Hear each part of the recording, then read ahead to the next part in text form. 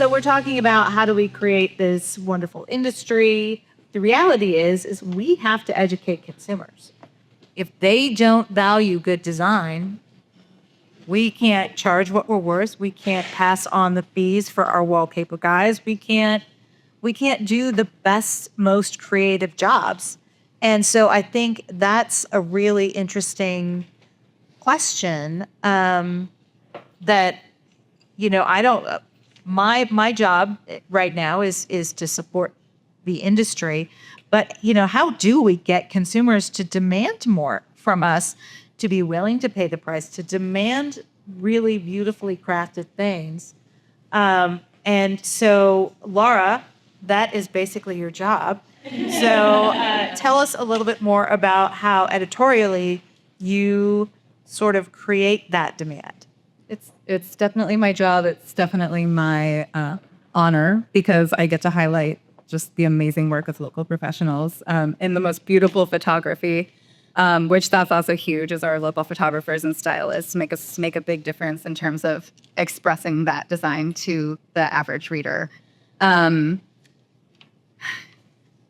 get a little vulnerable here. When I really got into luxury design, occasionally I would have this feeling, and it goes back to what Megan was saying, of, does this feel frivolous? And I think that that's kind of what we have to educate consumers past too, is no matter the cost, whether we're talking about luxury designs or whether we're talking about more approachable designs, having beauty in your life changes everything about your life and changes your attitude and changes all of your relationship, changes the way you rest, changes the way you live, changes your stress levels and your well-being. So it's so hugely important in a bigger way than that. But yes, was there anything else that I said on that? Well, no, I don't know. This is on, so.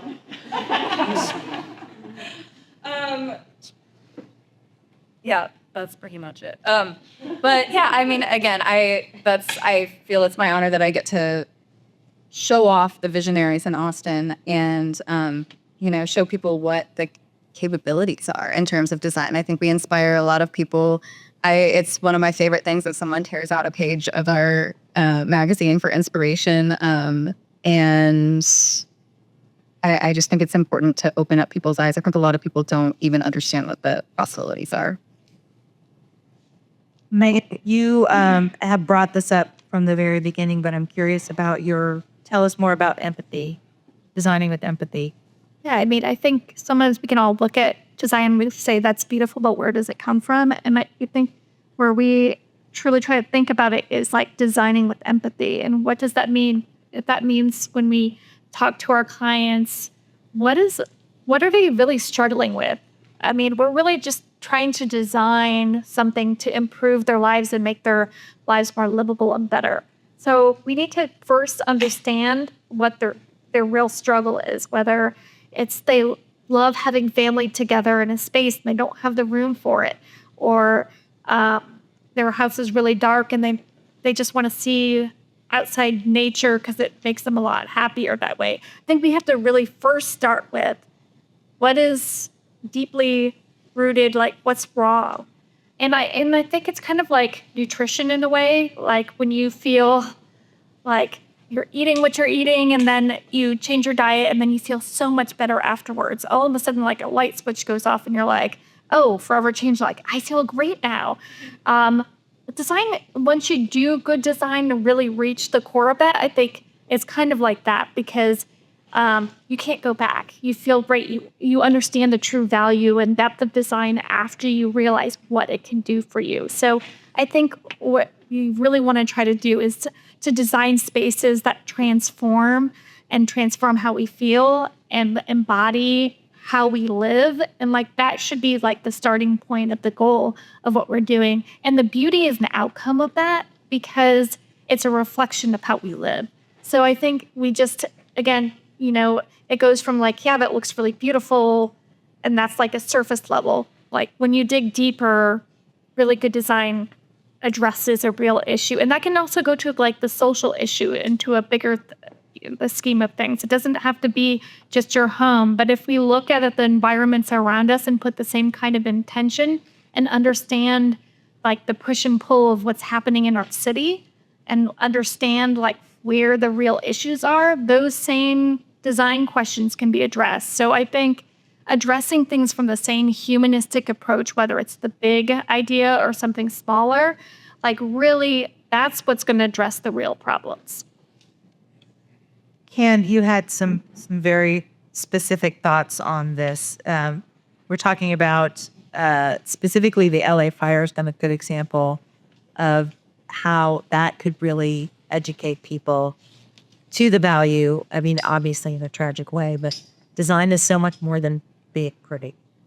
Yeah, I think it kind of ties into what Laura and Megan were saying about almost like storytelling.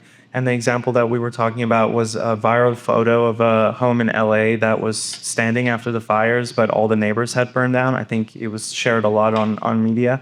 And it was like this incredibly powerful image and storytelling of what good design from a larger scale can look like. Like that home was built out of concrete. It had like this cleared perimeter so fires couldn't spread. I read that it had like vented and covered eaves for reducing how amber spread.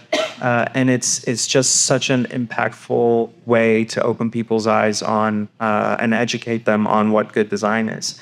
The other example on a much lighter note is at Icon. I mean, when you give a 3D printer to an architect, maybe the first instinct is to print a rectangular home because that's what we're so used to.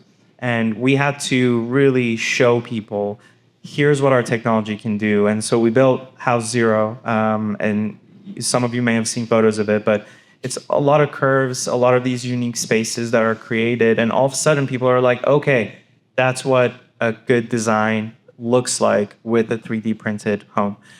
So yeah, I think kind of tying into some of the conversation around this question, it really feels like our duty to tell these stories and demonstrate these things.